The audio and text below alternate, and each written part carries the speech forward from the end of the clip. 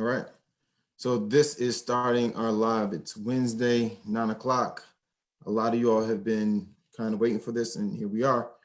This is going to be a good one. Let me tell you. Our last live, we had over 400 plus views and listens before we even finished. Now, right now, some of you all are listening to this on our podcast. Some of you all are watching us live. And we always say, if you have comments or questions, direct them to the Investing Education Academy group or in the comments below, and we'll get to as many as we can during the course of this live. So last week, we talked about the wealth gap between white America and Black America, if you will. Again, it wasn't a bashing or, hate mail. It was just a reality, a very chilling reality. And so many people commented on that live and that they just couldn't believe the numbers. We decided to actually do a part two.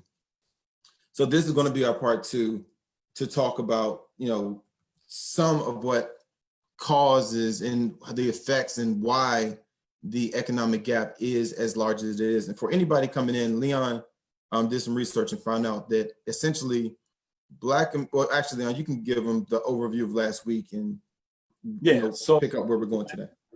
What we did last week, we showed the disparity in the wealth gap, right? So we showed that the wealth for African Americans in the U.S. relative to white Americans, African Americans are 60 years behind where white America is as far as wealth. So Black America just now in 2016, using that as today, that's the data we had up to 2016, just now caught up to the wealth of white America, but back in 1962. So we're talking effectively 60 years.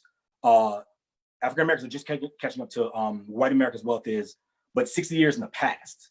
So we're 60 years behind where white America is as far as wealth gap. And the reason we did that topic is because, everything that's going on right now with the whole Black Lives Matter movement, the kind of social injustice that's going on.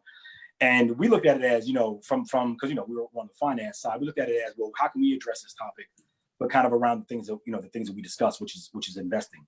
And what we found out last week was one, African Americans are 60 years behind white Americans as far as wealth.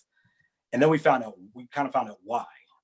And we found that African Americans, by and large, have their money in very low paying assets. So assets that are dependent on interest rates, which are typically bank accounts, savings accounts, and some debt, which could be business debt. But because from the numbers that we saw, it's probably just more like credit card debt. So African American money is tied up in things that do not pay well. There's not a high return on investment. Conversely, white America has their money primarily in real estate, land, and the stock market.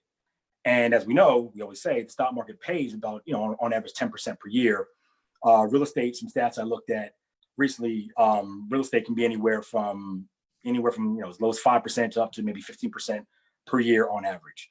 So you look at checking and savings accounts for African Americans that pay, right now you're lucky to get 2% in a savings account. That's really high for your savings account. But checking account pays essentially nothing. And that's where the lion's share of African American wealth is. Checking account, savings account, car loans, and debt, things that do not pay really any return. Whereas again, white America has their money in stock market, real estate, and land. So that was kind of the issue we talked about last week. So this week we said, okay, well, let's do kind of a part two based on the feedback we got. And we're going to kind of point out some of the things we talked about last week were kind of in abstract. So we're going to show some detail this week on some of the numbers we reported, we talked about last week. Yeah, so again, we're going back to that space where, this information is so important right now, not only because it relates to where we are, but it's going to relate to where we're going. So this is one of those conversations like right now, we're planning another 30 years out, because right now, as it's laid out, according to the research we found, the wealth gap will not be eliminated for another 230 years if things all get corrected today. And so, or as it was in 2016 up until where our research stopped. And we all know that it hasn't been corrected. So considering that it's not corrected, the projections could be over another 300 years before Black wealth catches up to white wealth in America, unless we make some changes today. And to that end, Leon and I have really, we sat down and we thought about, what is our role in this? Like, what are we doing to lessen that gap? And we're providing this information to you all. And it's up to you all to share it with your friends, family, with your networks, to kind of start the conversation of where is our money. And today during this live, and if you're listening to this podcast, we're going to show you what happens when you leave your money in various places. Also, a big reason for the wealth gap was entrepreneurship, or the lack of entrepreneurship in the African American community. Much of that is going to be tied back to money, because if we don't have the proper resources to start our businesses, of course, number one, we aren't going to start them, and then two, even if they start them, the failure rate is going to be higher for us than it will be for most ethnic races, especially in this conversation. We're talking about white America. And so, take a second, send this to 2 or 3 people, share this podcast with somebody because we're going to dive into the numbers. In this particular day, I'm going to lead off with it, and we're really going to look at entrepreneurship. And it is, again, sadly shocking of some of the stuff that you're going to see shared during this live. So I really looked at small biz trends and their information on startups. So a couple things to think about. They said 69% of US startups start in their home. That's completely consistent with how probably we know most people to get started. We're going to start in our homes, see if it's viable. Once we realize it's viable or not, we then move on. Now, this information was taken up by the National Association of Small Businesses up until 2017. So it goes through the percentages. We're going to share the links for this inside the Investing Education Academy group on Facebook. So if anybody wants to get these numbers, again, it's going to be inside Investing Education Academy group on Facebook. The gender bias here is unbelievable. 73% of businesses started are deemed to be started by 73% started by men, 25% started by women. And in that stat, we go down, we look at the age ranges. Age ranges I'm not going to pay a whole lot of attention to, but just to kind of breeze through it, between the ages of 50 and 59 years old is 35%. 40 to 49, 25% of those people are starting businesses. 60 to 69% of those individuals, 18% of those individuals start businesses, account for businesses being started. Let me say it correctly. Between the ages of 30 and 39, they account for 14% of the businesses being started, and 18 to 29 account for 4% of businesses started. And then you have 70 plus account for another 4% of businesses started. Now, what this tells me is essentially most of the people starting businesses have already accumulated a certain amount of wealth that gives them and knowledge and resources and connections that give them the confidence to go out and start these businesses. So interpreting those numbers, that's what's pretty much clear to me. Lee, do you have any thoughts about those numbers? No, I agree, because what is that, about 35 or what is that, about 70%, 35, about 70, 80% of the age range there is above 50. Sorry, it's above 40. So yeah, those are people that have been in the workforce for a while. Some are even maybe in retirement or near retirement. Yeah, but definitely have accumulated a lot of wealth and work experience leading up to that. So yeah, I agree. And so you take this number and you compare it with what you're going to see later. It's going to be a great conversation we're about to have. So 33% of the people starting their own businesses have GEDs or high school diplomas. 18% have associate degrees. 29% have bachelor degrees. And 16% have master's degrees, and 4% have doctorates. So what, again, that's telling me is, or what I'm interpreting from those numbers, is that as people really advance their education, they're getting more and more sticky to their jobs, their vocation. And it's a high probability that when you start looking at the doctoral level, you're so specialized that it's probably easiest to work in an institution that's going to pay you handsomely for whatever it is that you do. So the necessity for entrepreneurship isn't there. Now, when I look at 33% of people have a high school degree, that's telling me that probably there's a little desperation, like, you know what, I got to start a business. Or somewhere in high school, they decided that was kind of, they knew their vocation, or, you know, they didn't have enough money to go to college. And so I don't know the high school GED percentage, and I really can't guess with that. It's a lot of things it could be, but it is telling that when you get to higher degrees, it's less entrepreneurship occurring. So now let's talk about what really relates to what we talked about last week. And I'm going to highlight this: ethnicity of those starting businesses. For those of you all listening and can't see the chart, for those of you all who can't see the chart, there are 71% of white America accounts for small businesses being started as of the time of this research. I'm gonna say this again: 71% of small businesses being startups happening in the United States of America are being started by white Americans. Hispanics then come in at 6%. African Americans come in at 7%.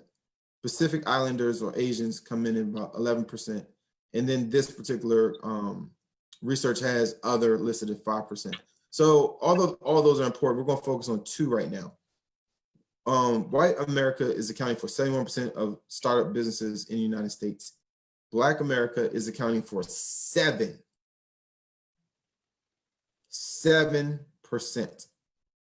This is another reason that's shocking is because African Americans make up roughly 12 to 13% of the U.S. population. So they're not even, African Americans aren't even keeping up with their population of society as far as starting businesses. They're actually half of it. Yeah. Make up 13, 14% of society in the US, but only starting 7% of the businesses. That's, again, lends to the wealth gap we learned about last week. All these things tie directly back to the wealth gap, because you have to think small business is the backbone of the US economy, right? Mm-hmm. So that means that white America is at the forefront of that backbone. And so who will banks, who will lenders focus on? It's going to be the majority, because that's where the money is. Until we get our money up and we're willing to, pursue entrepreneurship or, turn that side business into something that's legitimate, that you're really, trying to grow, it's no way to catch up. There's no way to catch up, because you can't invest when you're barely surviving. It means it's going to be limits to what you can put into the market. And we have to figure out, like, what is it in the business community? Where are we spending our dollars, And how are we educating that next generation to say, you know what, you all can be entrepreneurs. You can go out there and start these companies. Because when you start a company, it's the biggest equalizer. Entrepreneurship is a huge equalizer, because now you can determine how much you make based on how hard you're going to work, or how efficiently, or how strategic, or a number of other things. But when you work for someone, they're going to tell you how much you're worth. Mm-hmm. And that's it. They're going to tell you how much you're worth, and you can agree or disagree. But that check that you receive, that's the evidence. And well, so the thing is, the agreeing or disagreeing doesn't even matter, because you can disagree all day. But if they say you're making 40,000, you're making 40,000. You can disagree, but you have absolutely no say in it. So whereas, like you're saying, if you have your own business, you can then determine, your own salary. You have some level of control. Real quick, I just want to say another thing. Hispanics, Latino at 6%. That's actually even more shocking, because Hispanics, Latinos make up roughly 23, 24% of the US, and they're at 6% of entrepreneurship. So that's even more striking than the African American number. So yeah, and also just real quick, the Asian number is 11%. And I think Asian Americans are like, I don't know, between 5 and 10%. So they're either right on par or overperforming their number, whereas African American Hispanics are way underperforming their number as far as starting business. And again, this all lends back to the wealth gap. Yeah. And, this report really goes on. We're going to share this in the links to talking about the causes for some of the failure, right? No marketing, 42%. Ran out of cash, 29%. Not the right team, 23%. Now let's stop at ran out of cash, 39%. If African Americans aren't getting loans, aren't being represented at banks, aren't being afforded opportunities to get cash, then it's almost impossible for them to have a successful launch to their business because they don't have the resources. Mhm. And without those resources in place, everything's an uphill battle. And this is just adding to the gap. And right now, we're going to go into one other statistic I just found to be like, wow, this is interesting. From the people who are starting these businesses as of 2018, as research was done, personal funds accounted for 77% of the funding for their own businesses. Wow. Wow. Now, you think about this. Now, white America is accounting for 71% of startup companies happening. And if 77% of this money is coming from personal funds, this goes back to what we talked about with generational wealth. Mm-hmm. They have the resources and the wealth has been passed down for them to now venture out, be entrepreneurial, and try a hand at a business. Because they know 77% of this money is coming from their own funds or friends and family, let's call it that, even though that's actually separate according to this chart. Bank loans are 34%. That's not that high. And at all. I would have thought it was the other way around. I would have thought 77% bank loan, 34% own money, but it's the exact opposite. Yeah, and you looking at now, okay, so we started a company, and I'm just, quickly to say this, 77% of your money is coming from your personal account, right?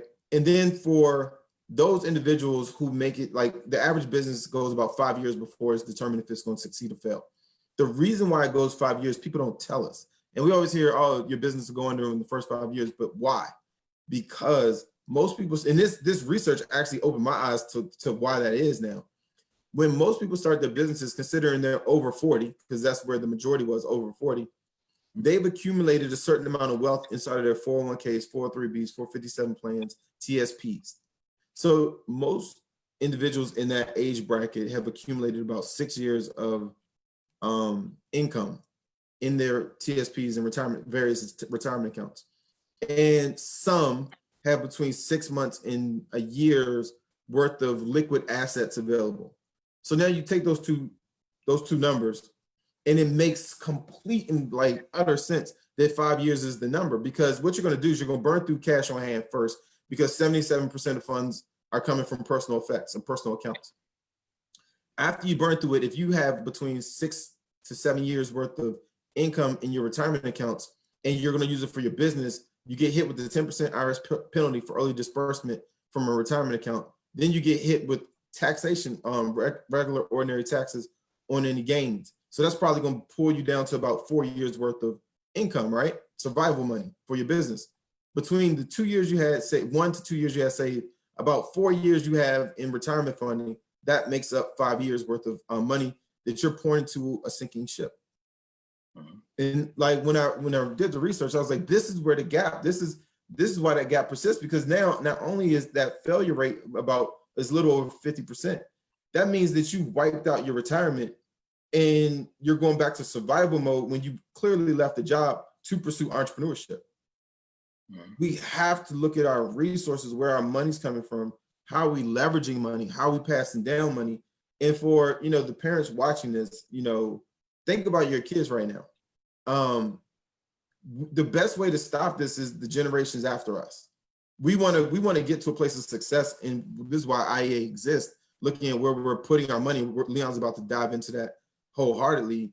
And when you look at where you're putting your money, and we're going to give you some resources during this live that I hope you all go to Invest in Education Academy, the group on Facebook, because we're going to put the links to this information up. Now, with that being said, with that being said, you got to look at how you save. And that's what Leon's about to go into, is looking at how are we saving our money, because that's going to give us the money to then fund these ventures. And then what does your network look like? Is your network prepared to support you as you start your company? I don't know. That's a question that I hope all of you all ask yourself, because it's a very important question. So I'm going to jump into, Leon, do you have anything to say about this? No, shocking, both shocking. One, the numbers on the percentages of the different ethnicities that start businesses, and then to see that 70% of money for small business comes from people's own pockets, that's shocking to me too. Yeah. Again, we don't, African Americans don't have that money, can't start the business, and that's why that number for us is so low. Yeah. So you want me to go into slide one? Yeah, for me, yes. Yeah. Okay. So what I'm gonna cover now is so last week we covered again the wealth gap. African Americans are 60 years behind white America as far as wealth. And the big reason, so one thing I found, so I just coined this term I'm calling the return on investment gap. And you're going to see why in a minute, but the return on investment gap is made the trademark that. The return on investment gap is actually one of the big reasons why the wealth gap exists. And this slide here will kind of get into it. So what this chart is showing you, this is the Fed funds rate, right? So with the Fed, effectively what this is the interest rate chart for America going back to 1950, right? So left side of the chart, you see from 1950 to 1980, interest rates were rising, right? So that was great for savers. Anything that dealt with interest rates was getting good return, getting decent return. I mean, you see it went from about 2% up to near 20% in 1980. But you see, since 1980, interest rates have absolutely tanked. I mean, they'll get a little pop and then they'll drop, get a little pop and drop, get a little pop and drop. And they absolutely bottomed out during the credit crisis or the Great Recession in 2008, 2009. So you look around 2010 there, you see where rates were basically at zero. And they're not actually literally at zero. So when the Fed lowers rates, when they take it this low, it's typically like 0.01 to like 0.25 is roughly the range, but effectively zero. You're not getting any return. So the credit crisis, rates went to effectively zero. Over the next decade, between 2010 2020, they kind of ticked back up a little bit to about 2.5%. But then Corona hit. We all know what's happening now, and Fed cut rates again about a month ago back to zero. So right now, so the reason I'm showing this is because what we showed last week was that African Americans, on average, have their assets, their money, in interest-bearing accounts, interest-bearing assets. And the problem with that is, you see on this chart, interest rates have been dropping dramatically the past 20 years, about 20 years. And so if African Americans are putting their money into something that's dropping, that's contributing to the wealth gap. And as we said last week, white Americans putting their money in things that are going up: stock market, real estate, and land. So African Americans are fighting this crazy uphill battle, trying to put as much money as they can into checking savings accounts, and they're getting effectively no return on it, right? So keep this in mind. So we see here from 1980 to today. And real quick, Lee, let's talk a little bit about inflationary pressures right now. So many people with COVID, civil unrest, a need for equality in the United States as a whole. They're focused on health, they're focused on equality, and quietly these inflationary pressures are pushing in and getting a foothold in the grocery stores, and people aren't noticing they're getting a foothold in goods being produced. And so eggs don't cost what they did 3 weeks ago. And so where inflation normally goes at a slower rate, it's been hyper accelerated. And because it's not under the realm of inflation, we're looking at it like, oh, it just costs more because there's nobody there. Because of COVID, they have less workers, so they're working harder. There's nobody driving the trucks, so it costs more to get trucks. These things necessarily won't change when this goes back. And also, what's going to happen is some of these producers of goods going to realize they can charge more, and they're going to charge more.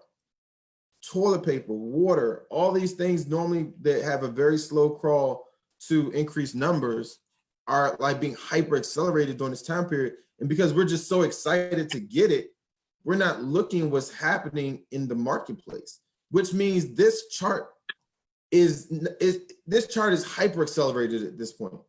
So when you put your money in a bank account and you're getting what Leon is saying is like 0.0%, maybe two.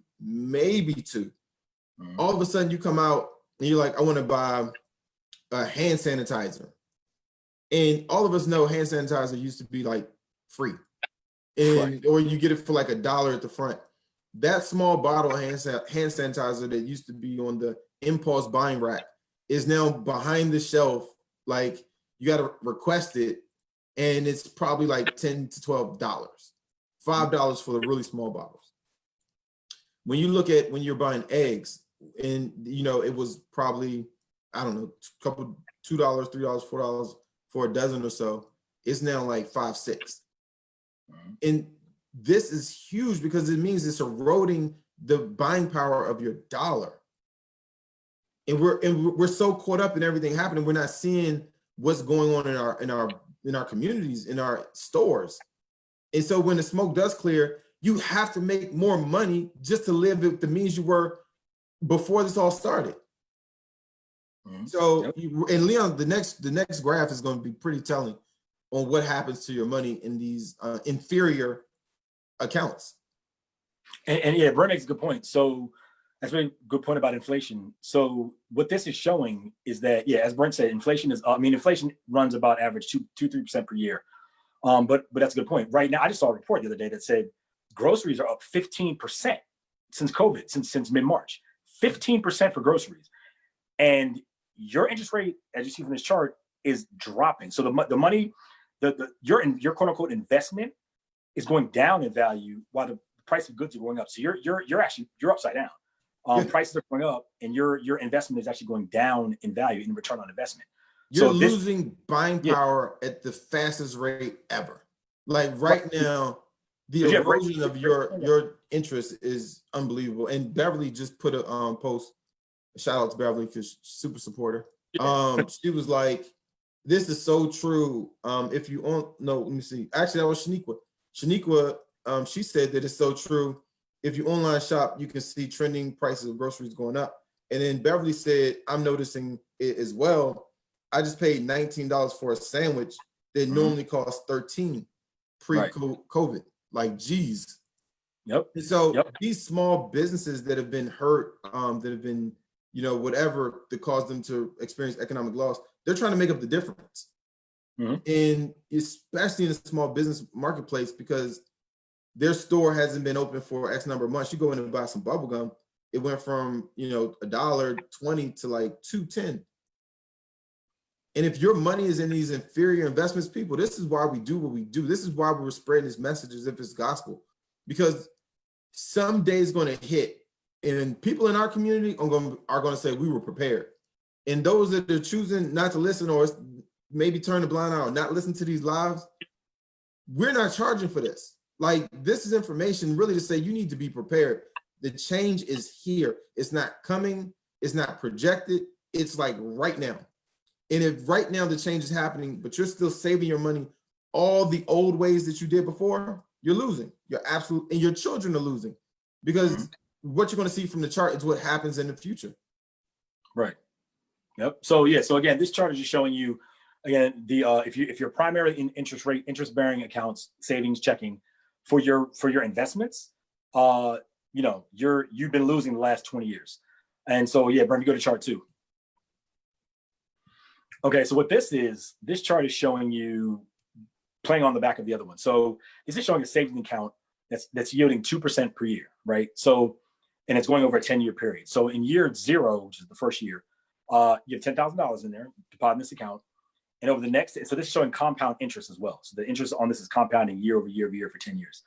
So it goes from 10,000, in 10 years, you grew your money from $10,000 to $12,189.94 for a 21% return, right? So, that sounds okay. 21%, decent, not bad. You didn't lose. You made more, more, you did 21% in 10 years versus 2% in 10 years, which kind of looks good. But I'm gonna show you why this is actually terrible. It's embarrassing and it's sad. And on slide 3 here.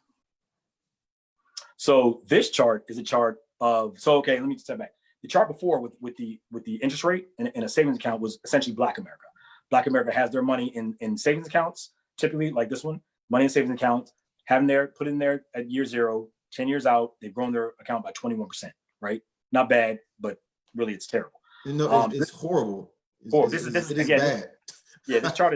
This chart is Black America, right? So now go to the next one, Brent. So this is now white America, right? So they have their money in higher earning assets. this is a oh, sorry, bro, go to, yeah, you got it. This is a yeah, I got it. This is the stock market, right? Earning 10% per year on average, and this is going out 10 years. The same 10 years, the same $10,000 that Black America put in their account. Same here for white America. They put it into the stock market for 10 years. Now look at the difference. That $10,000 grew from $10,000 to $25,937.42 in the same 10 years, right? For 160% return in 10 years. Remember, Black America's money grew at 21%. White America's money grew at 160%. Over a 10-year period. Over a 10-year period, right? And this is where I came up with the ROI gap, or the return on investment gap, because the difference between 160 return for white America and the 21 for Black America is 139%. So what that means is white America is earning 139% more on their money than Black America.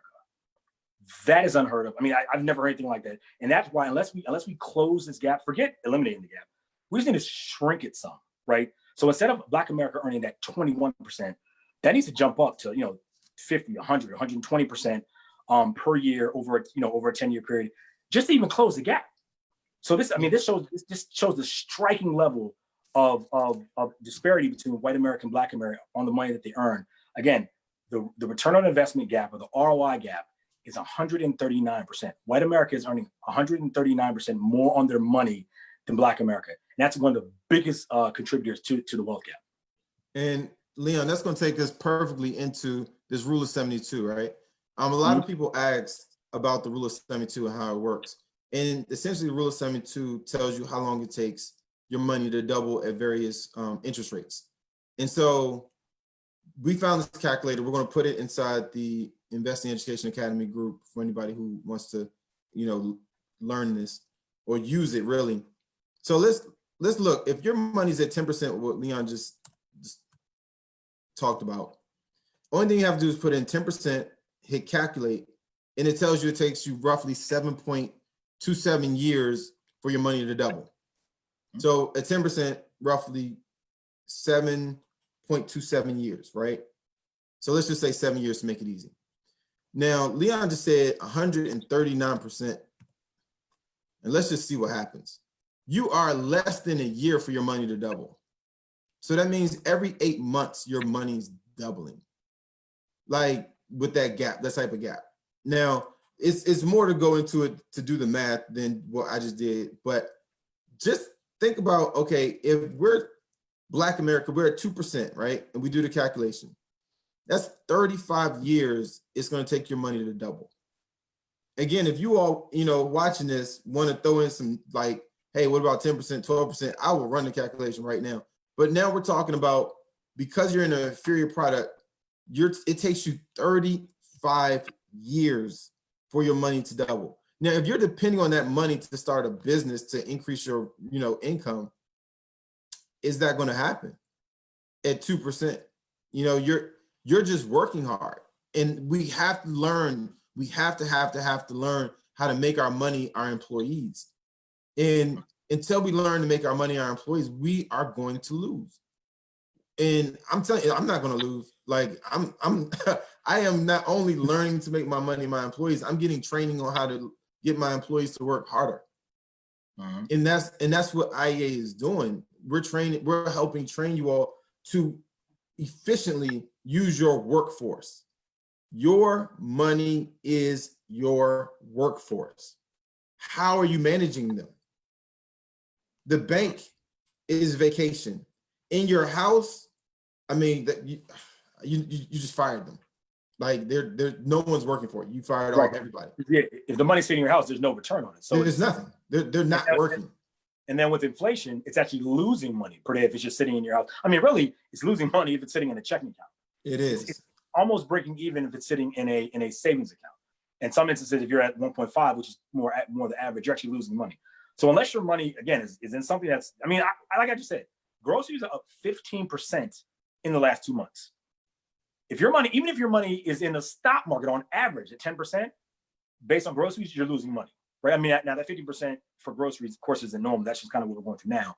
But it just shows how your money has to be working for you and has to be earning, these returns of 10, 20, 30, 40% a year, if not every few months. I mean, we have people in the group in our Facebook Live group, that are some are up 80%, some up 20%, some up 30%, because they realize, one, to follow our picks and jump in on some of the things we're saying, and two, that you have to earn more money than inflation. You have to earn more money than just your job to get ahead in this world, because you will be stuck. I mean, again, the ROI gap is 139%. White America makes 139% more return on their money than Black America. That is a staggering number. To that end, we had one person. This isn't information. It's just solely for people who don't have a lot of money. This is for everyone. Like, the market is for everyone. And so it's those that understand that they have a certain type of capital that they can invest. Leon, it's called risk capital. Okay. So if you understand your risk capital, then that's what you're really investing in. You're not losing sleep, right? But at some point, and I'm glad I'm no longer a licensed financial advisor, because I can say this. At some point, you just got to take the jump. Like, even if it means using money that you need, because the way the world is going right now, if you just try to hold on to it because you're scared, that fear is going to put you further under. Mm-hmm. And you have to figure. And again, if you're investing in real estate, great, get at it. If you have the money, if you have the risk capital, if you have the backing, if you have the support to do it. And you don't always have to be the person who's fronting the cash for it. You could just be the person putting the deal together to get something on it. But get into circles of people making money, because I'm telling you, when this COVID has just started, we're only 3 months in. And so we still have to deal with the rest of this year. And if prices have increased 15% in 2 to 3 months, mm-hmm. I pray that you have a way to make more money. And on that point you made about, so I just thought about something. So you said about real estate, like, real estate is great. Not knocking real estate at all. But real estate has a high startup capital, right? Stocks, the market literally has, so this is the only asset in the world that has no startup costs whatsoever. There is nothing you have to pay to get into the stock market. Commissions are now gone. If you're at a broker that you're paying commission on, get off of that and move to TD Ameritrade, Robinhood, Cash App, Stat, whatever. E-Trade. Yeah. E-Trade. E-Trade. So the market is free. Literally, it's free. And Brent, if you can go to the last slide. Yeah. So this slide here, I'm gonna show you something about dividend stocks. So dividend stocks are amazing, right? So as I said, the market is free. It costs you nothing to invest in the market.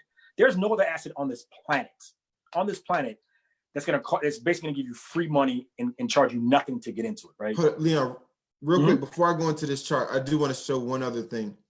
All right. With this rule of 72, this works in reverse for your interest rates, people. So if you have a credit card and you're being charged 14 or 13.99%, you can come here and put in 13.99% and then hit calculate. Every 5.2 years, your debt is doubling. And so it works the same way against you. So if you want to make a decision, if you're out and you're moving about and you're like, oh, they just told me I can get 17% interest rate on this. Is that good? Is it bad? What does that mean? You for whatever reason, you're just having one of those situations where you can't think it through on your own. Remember IEA, go back to the IEA Investing Education Academy group on Facebook and pull up this link. You can put that number 17% in and realize, oh my gosh, every 4.4 years that money would double. Now, how much is that money? Is it for this card that I was about to buy with a credit card, which I hope no one ever does? But, it showed that what we're spending our money on are non-appreciating assets. Mm-hmm. So in order to make good decisions, use this chart in reverse, but also look at it like Leon said, there's no cost to get into the market. And, again, most brokerage firms now have eliminated trade commissions. So you can get in with small amounts of money. And what I love about this particular site is if you have a problem and you're like, you know what, I have $13,000, I need it to double in 4 years. What interest rate do I need to get? It tells you need to get to 18.29% on that money in order for it to double in 4 years. This is a resource that we went out and found, and we looked at a lot to put back in a group for you all to now start understanding your money. You can literally have a conversation with your money through these two calculators. And so, we're going to jump back into the dividend chart for Leon, but I just wanted to point that out. If college is coming up, and for your kids, you have 11 years left before college, and you need your money to double, how much interest rate do you need to get? 6.5%. And what that does is, from a consumer standpoint, if you walk into a bank to get a certificate of deposit, which I hope you don't do, but if you're walking into a bank to get a certificate of deposit and they say, oh yeah, great, we have amazing rates, they're 4%, you already know, because you're now an educated money consumer as a result of this conversation. And you can say, you know what, I know I need to be at least 6.5. For that reason, I won't move forward with this. I'll keep looking for something that will give me at least 6.5. So just know that we didn't look up these resources fly by night. These are resources that you literally can use to help you tomorrow. So hey, Brett, scroll back up to the top. Yep. And so 17%. So it's going to take 4. So that's interesting, because if you think about that, so 17%, which a lot of cards charge, it's going to take you 4 years to, was that 4 years to pay it off? Yeah. Well, no, 4 years before the debt doubles. Oh, before it doubles. Okay, got you. Okay. So, but if you think about it, if you only pay the minimum amount on that, that's why people never pay off the cards, and that's why they're paying all this money in interest. Because if you're paying essentially like you're not even paying, if you pay the minimum, it's almost like you're not even paying any money on it. And in 4 years, that $1,000 can turn into $2,000-$3,000 for that same reason. So yeah, that's crazy. And don't forget, like if like Leon said, if it was 10,000, I went up. If it was $10,000, and in 4 years, that 10,000 gonna be 20. In 4 more years, it's going to be 40, not 30, 40. And that 40 in 4 more years is going to be 80. So understand how that works. It's not, you want that on your side. You don't want that working against you. Right. And one of our quick stories is we had one of our investors or members in IEA who started kind of really getting serious about investing with Leon and I. They're a serial entrepreneur. This isn't somebody who doesn't have money. They just realized 10,000 shy of what they made the entire year in one of their businesses, just in the market, in their appreciation of their account. In 2 months. 2 to 3 months. They called us like over the moon. And it's these things. This is a person who just, they're not unintelligent about money. It just wasn't on their radar. They grew up putting their money in banks. It seemed like the right thing to do. And in 2 to 3 months, and listen to this story, in 2 to 3 months, they made 10,000 shy of what one of their companies made the entire year of 2019. And that's by putting their money in the market, investing in stocks. Mm-hmm. Now, right now, you're going to see appreciation that you're not normally going to see in the market. And Leon and I are very clear about that. The market was depressed so much that it's slingshotting back up. But regardless of whether it's a slingshot effect or not, the market still is going to outpace really any other traditional savings method that you can, conceive out there. So just make sure you put your money in the right place, and we're going to look at that now. So, okay, so this is, so you see at the top, on the left-hand side, it says S&P 500 return. So this is over 69 years, right? So, Brent and I would say, the average return of the S&P 500 or the market is 10%. So you see that it's 9.14%. So you can't see all the dates. It goes from 1950 up to 2019. But I, couldn't fit all on the screen. But so over the last 69 years, the market has returned on average 9.14%. We'll just say 10%, right? Now, if you look to the middle column to the right, that one says S&P 500 69-year total return. So what total return means is the appreciation of the market and dividends, right? So you're getting the market itself rising, but on top of that, you're getting the appreciation that you got from dividends. So you see the total return for the market is 12.7, or we'll just say 13%, right? So to the right of that in green, what they're showing you is that, so it's showing the difference. What's that? I gotta try to pull it up, but you can describe what it was showing. Okay, so what it's basically what it's saying is that investing in dividend stocks can add, well, what it's shown over the last 60 years has added another essentially 4% return on your investment, right? So, and remember, that's you did nothing for that. Only thing you did was you bought stocks. Not saying all stocks, but you bought stocks that have dividends, that were dividend payers, right? So you earned an extra 4% for doing nothing. Remember, checking accounts pay nothing. Savings accounts pay, if you're lucky, 2%. Just by buying dividend stocks alone, if market didn't even move, you made 4%, right? Above what the market returned. The other powerful thing about that is it pads returns. So if you had made, say, 10% a year, you actually made 14% because you got that extra 4% from the dividends. So, and this isn't a fluke, right? This is 70 years worth of data. This isn't like some outlier year where this happened. They're showing over the last 70 years on average, if you invest mostly in dividend stocks, you're earning an extra 4% on your money.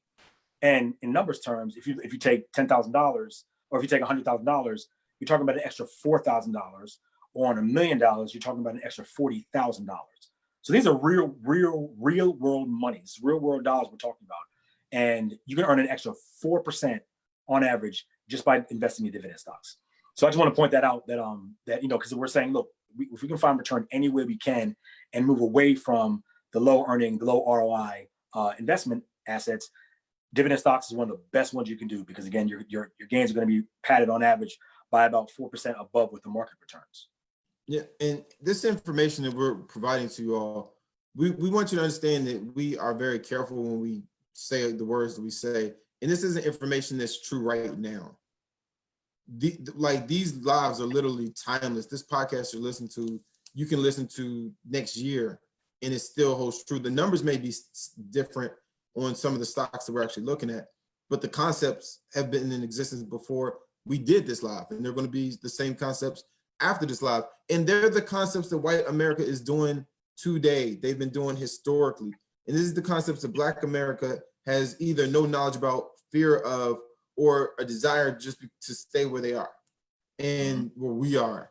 And I'm like, you know what? I'm bucking this trend.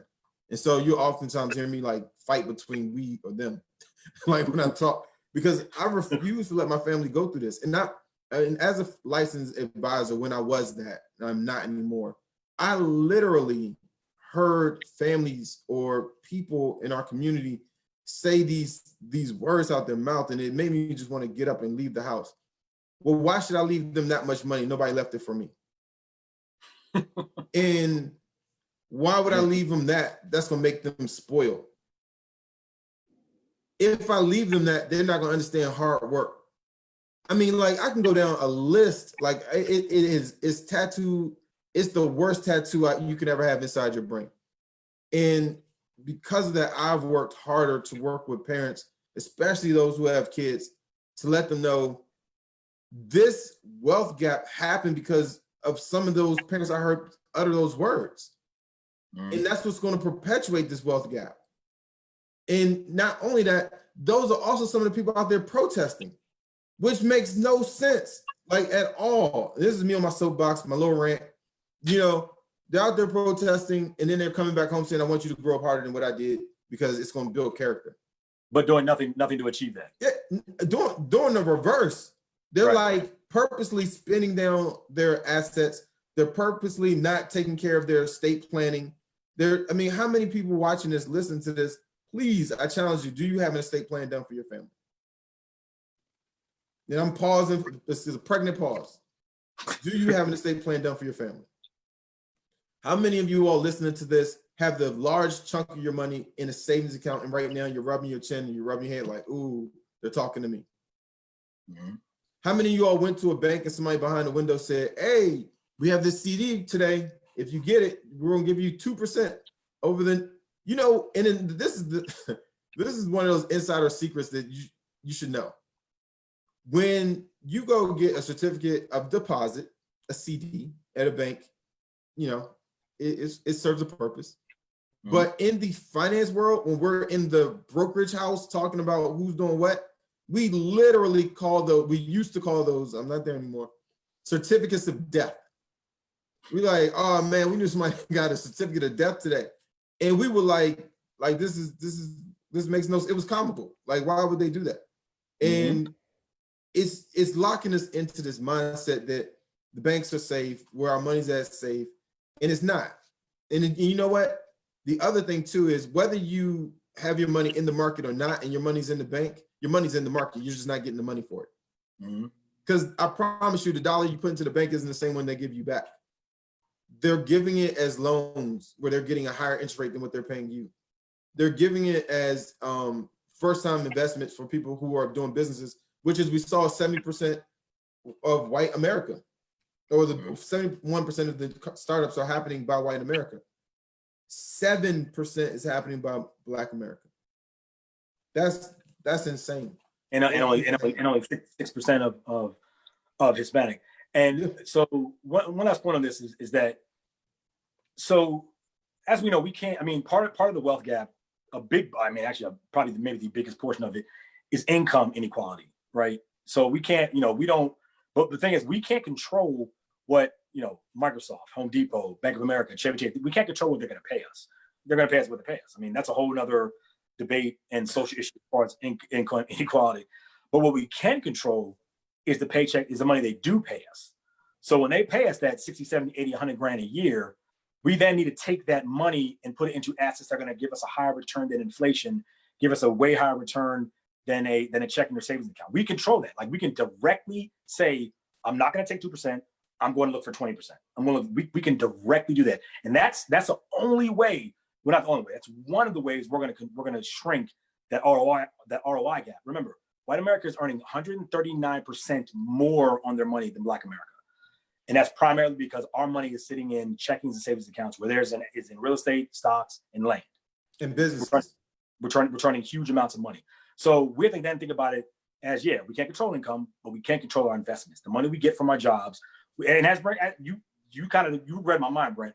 Now, because I was, we're all about risk capital, risk what you can. But looking at these numbers, and like Brent said, looking at your children in the eye, if your risk capital is 10 grand, and you're like, okay, I'm gonna use half of that, you may want to think about using all of it. Because if you only use 50% of it, you're cutting that gain down by 50%. Is it more risky? Yes. I mean, again, Brent and I are not financial advisors. We're not telling you what to do with your money, but we're just pointing out, again, African Americans are behind 60 years behind whites as far as wealth, and we earn 139% less than white America. Something's got to be done. It can't just be kind of a patchwork and kind of crawling. We really got to go big and go aggressive with this. And as Brent said, this is not a knock on white America. It's not a knock on white people. It's just a fact. We're just stating straight facts. And the fact is, we've got to do better. We've got to be more aggressive, and we've got to have our dollars work way harder than they are in checking savings accounts, in car loans, and in debt. Yeah, and I'm personally saying it. Like, if you have friends or even associates in white America who are doing really well, talk to them about what they do with their money. Right. Have those conversations. When you go out for a beer and you see some people talking, just jump in the convo. I mean, the reality is, we have to do something different, and we can't do something slightly different. We have to do something drastically different. And I'm telling you, if you're a part of Investment Education Academy, drastic is coming. And what we're doing is we're bringing this information and the resources we're about to pour in. If you think these lives are good, you should be in our platform. And we say that because for us, it's an additional revenue source. Because we're like, you know what? We need to increase our revenue sources. We're in the market, and we still see that. We're just making sure that this is a socially conscious business. I mean, that's really what IAA boils down to. And in that space, if it's cool if I give a little teaser to it, if you will. Can I talk about one of the membership platforms? Yeah, do that. Okay. So one of the membership platforms, our lowest membership platform, we were going to have it like $250 a year. We have now made the decision that platform for the year will be less than $100. So if somebody wants to really go in deep to the framework that we're building, we don't want to isolate anybody. And so we're making it our mission to not only talk about it And that, to say, well, what are you all doing? Because you should question, you should absolutely question us. And you should question whoever your banks, you should question everybody who's addressing your money. Because in the end, you need to be an educated consumer. And so, in one of the spaces too, we talk about solutions, and this is just a plug, and I'm gonna stop. But Attorney Beverly Winstead just put her link up to irshelpattorneys.com. It's in the comments below. And the reason why I'm bringing this up, because her firm actually does tax planning, number one, and then two, estate planning. People, we have to get our estates up. And, insurance inside of your portfolio is one of the best ways to leverage money. And that's not the fun money. That's not money that's like, ooh, this is sexy. It's not. But it's where right now is the largest transfer of wealth that has happened in history. And that is because of insurance. It's not because of anything but insurance. Anything but insurance. And so you can do the research, you can look up the numbers. I've done it. It's because people are dying and they're leaving insurance money to their heirs. When we say insurance, you mean life insurance? Life insurance. Yeah, okay. Because COVID-19, I mean, the reality of where we are, we just had, 110,000 people in the US die so far. And, even at 30% of those people having life insurance policies that are over $1 million, you're getting into some very serious numbers of wealth transfer. It's going to be in the trillions. And so when you're looking at, it'll probably be in the high billions. But anyway, billions. Billions. And so when you look at where you settle in your life, and especially if you have people you're trying to leave stuff to, don't play around. Make today the day. Hopefully you go, I listen to Brent and Leon, and they calls me, and we get those texts constantly. I listened to you all and I finally did it. Or, you know what? You all look like you really care. Or I can't believe how intelligent you all are. I had one person text me just said they like Leon's goatee. But anyway, the point is we're tell me that. Doing this because we really do care. But we're also doing this because we're business people and we understand you can have a business and still serve your community at the same time. So we hope everybody watching, we received over 90 plus invites to our group from other group members over the last 12 hours. Yeah, well, now it'd be approaching 24 hours. Yeah, in the last 24 hours, members within the group have invited over 90 people. Yeah. And I'm gonna say this: if an organization is getting its members to invite over 90 plus people in a 24-hour period, you're probably doing something right. And I truly hope that those of you all who are watching this come over to the platform. And I'm not saying this because it's making us money. I really am not. I truly love helping people. And Leon loves helping people. We want to help as many as we can. That's going to be our mission, to help as many people as possible understand the power of the stock market. And it's not even us; it's the people in the group. Because we had a bunch of chats today, a bunch of posts today about different stocks, about different investment strategies, about options. Options is now becoming kind of a big thing in there.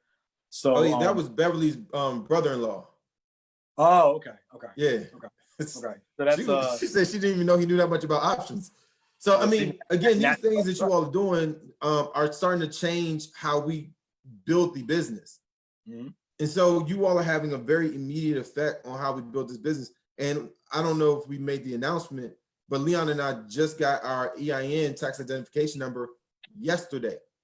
So that means we are about to hit that road where this is a legitimate business, and we're going to start building out the membership platform. And we have goals planned for inside of that membership platform. It's going to be amazing. It'll be good. It's going to be good. Yeah, it's going to be good. Yeah. So with that being said, we got to give you guys what we owe you, and that's 2 stock picks. I can go first. All right. So I chose Tesla, and one of the things that I found did you pick Tesla? Nah. Oh. I know we've done that before. We almost picked the same thing. Yeah. So am I doing a screen share right now? Say what? Am I doing a screen share? Let me share my screen. Not sharing right now, no. Okay, so I picked Tesla. Now, this is something that's kind of me and Leon geeking out for a second. Leon and I looked at Tesla 3 days ago, Mm-hmm. and it was approaching the $1,000 mark. And Leon and I were like, it's going to hit 1,000, and that's this resistance. It's going to go back down to probably somewhere close to the mean, and it under 1,000 was what we predicted. Right. It literally hit over 1,000. After hours trading is heading downward to the $1,000 point, and we think it's going to rebound again. But once it establishes itself over $1,000, it's off and running for Tesla. Now, let me tell you what's happening in the marketplace is very different than the market from before. And you all who visit or frequent these conversations with us know what I'm about to say. Stocks used to split to make them more attractive to everyday consumers. As the world is changing, so is the market. The market doesn't care as much as it used to. These companies aren't necessarily trying to split to make themselves more affordable to the general stock consumer. They're just growing. Mm-hmm. And it caused some people to look at this like, well, why would they pick a stock that's $1,025.05 for some of the people, some of our community are new to investing. People, you don't need stock splits anymore. You have fractional shares. It is the best leveraging thing out there. And also, you have fractional shares where you don't even have commissions on the trade. Mm-hmm. So you can just dollar cost your average your way into the total stock price over time. But more than anything else, you can immediately get into the game. So you don't have to buy an entire share of Tesla, which is at $1,025 right now. After I'll just leave it at that. And you can buy a fractional share. Reason why I picked Tesla, as you all know, they recently launched another spaceship. And the thought was Tesla was comprised of Solar City, Tesla, and what was deemed going to be SpaceX. At some point, Elon Musk and his cousin, was his first cousin, I believe it was the head of Solar City. And they accounted for many of the solar panels you see on houses today. A lot of that technology that they use for Solar City and Tesla was being tested through SpaceX. So SpaceX has had a trickle-down effect into Tesla and Solar City that has been extremely profitable for the companies. Tesla realized that Solar City did not need to be a standalone business, so they absorbed Solar City into Tesla. Solar City, you cannot buy the stock anymore. I believe that somewhere in the future, you're going to see either SpaceX becoming like one company, or SpaceX is going to be a very, very closely related company to Tesla's success. Tesla's main manufacturer in China has recently come out with a battery that now will last I think like 16 years. And it's believed that this battery not only will last 16 years, but they'll be able to use it in additional cars. This is huge for repurposing equipment inside of cars. If they can now cut out what is their major cost was the batteries and now reuse them inside of cars, that means the manufacturing of new batteries isn't required. That means they don't have to get as many, the same amount of raw materials to create these batteries, which is going to drive production costs way down. And because you're buying a car now that has a longer life, you're going to be using their service department much more. And most car companies' money comes from services, not the initial sell of the car. This all puts Tesla into a very good place, in addition to the fact that their trucks now are like, I think production has increased maybe 10% or more. I mean, the request for Tesla trucks to hit the road, freight trucks that is, has increased. And this is something that's kind of new for them. So looking at the Tesla truck market, it's going to be a surge for Tesla, and they're going to keep growing. I think if you're watching this, I know it's $1,025. You don't have to get a whole share. You can get a fractional share. If you can get a whole share, you should. And this is one of those things too, like, is it risk capital? I don't know. But can you afford to stay out of the market? Probably not. No, you can't. There's no problem. No one can afford. Again, if you're earning 2%, 10, and with the so on Tesla, I like Tesla. And on the fractional share portion, just kind of give an example is if you only have $100 then you buy 10% of Tesla. You buy 10% of one share. Very simple. It's the fractional share. Just take the whole and divide it up. And you want to buy half a share, you put up $500. So you can still, whereas before you were locked out of it, now you can actually still get in the market, get in something like Tesla at, Brent said, fractional shares. Just take the percentage of the whole and break it down like that. My stock is a semiconductor stock. Stock's name is Xilinx. Ticker symbol is XLNX. Today it closed at $95.30. It was down 0.5%. Their biggest product is they make programmable chips. They service mostly data centers, wireless and wired, automotive industry, industrial industry, and aerospace defense industry. Their 2-year growth average profits is about 16%, and their 2-year sales average is about 14%. So is this the right one? XLN is it Nancy X? Yeah, that's it. Yep, 95.30. Yeah, that's it. Mm-hmm. Yeah, that's it. So they're programmable chip, and I can't say I have any love for this company. I just did my research on the fundamentals of it, and the primary reason why this is my second semiconductor company, and again the reason why is because the semiconductor industry is the top industry over the last 5 to 10 years in the market. So I'm picking stocks in industries that are leading the market higher.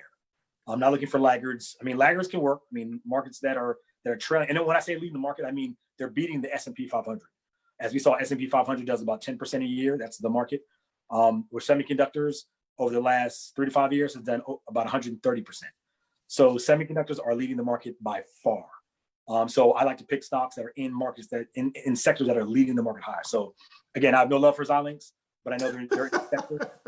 They're in a sector that's leading the market higher, and I expect the returns to come, in the future. Hey, Lee, what was the stock you picked? AVGO? Yeah, Broadcom. Yeah, AVGO. Mm-hmm. Yeah, so Broadcom, just for you all who Leon picked it a few weeks ago, they just announced their dividend payout is coming fairly soon in the next 2 weeks, and they're paying out $3.25 a share. The link to that article is in Investing Education Academy Facebook group. If you guys want to check it out, you feel free to go there. You can see it. But these are our picks. And again, if you're listening to our podcast right now, if you're watching us live, if you're watching the replay on our YouTube channel, we are doing this for you to create an actionable item for yourself, to change your mindset today, because the market won't wait for you. Inflation won't wait for you. And this gap, the ROI gap, is just increasing. And it's not even, I mean, we haven't even begun to talk about opportunities and, the gap there, but at least you can control your money and where you put your money. There's no guard standing at the front of the stock market saying, oh, no, not you. There's nobody like racially profiling you as you walk through the stock store. You can go into the market and buy what you want, and that is just all it is. And with that, remember, there's absolutely no cost to getting in the market. It's literally, you can literally get into something. You can buy an asset that's going to, on average, return you 10% a year, and it costs you nothing. It costs you the asset that you buy. Yeah, well, I mean, the cost. Yeah, but I'm saying the entry fee. Not nothing. Yeah. There's no cost to buy that asset. But also remember now, it doesn't cost you anything to get into that asset, one. But two, again, if you do dividends, you're getting paid. Dividends are literally free money. Just for owning Broadcom, which I own now, I'm gonna make 4% on that per year, no matter what the stock does. If it goes up, great. If it goes down, my dividends will pad that loss, and then I'll wait for time for it to come back. But I'm getting free money just for owning that stock. So again, we need to close that ROI gap, and dividend stocks is a great way to do it, because as I showed you, on average, you're going to earn 4% a year more than you would in dividend stocks than you would just buying regular stocks that don't pay dividends. So for those of you all who are trying to go, well, why would I buy a regular stock at all? The appreciation is what you're really trying to get when you buy, a non-dividend paying stock. You're going for the appreciation of the asset. And for those of you all who are listening, the cost of the investment is the only thing that you're paying. So when you look at the cost, that's what you're paying. So I just want to be clear, for those who are just listening, they're like, it costs nothing. But right. It works. And yeah, good point. So what I'm saying about that, what I mean by that is, if you're buying a stock for $100, it's going to cost you $100. Before when they had commissions, it cost you roughly $7 to get in and $7 to get out. So if you bought a stock for $100, your commissions were $14, what they call round trip. So your cost was 14% of the money you put up, $14. Whereas today, there's no cost. That 14% is now gone. That's in your pocket now that you can then put into the market. So that's what I mean by there's no cost. There's no cost to entry to buy a stock. Whereas before there was a cost. It was roughly $7 to get in, $7 to get out. But now there's no cost. Yeah. So everybody, please remember, we'll be live again next Wednesday. And we have some really good stuff coming out for you inside of the investing education ecosystem. I'm excited about this week. I thank all of you all for the text, the emails. Leon and I share them all the time. We're like, it keeps us going. I mean, I'm gonna be honest, it's a rough world out there, and we're trying to do this is our part. You know, everybody is deciding what they're going to do. We made the decision. This is what we're going to do. And so we want to do it in a way that is beneficial to you all. So if you have comments, if you have thoughts, you know, jump into the Investing Education Academy group and let us know what they are, or send direct messages, which many of you have done. And, you know, we look forward to seeing you inside of the academy. Yes. All right. Enjoy your day, everybody. Thanks for sticking with us. Peace.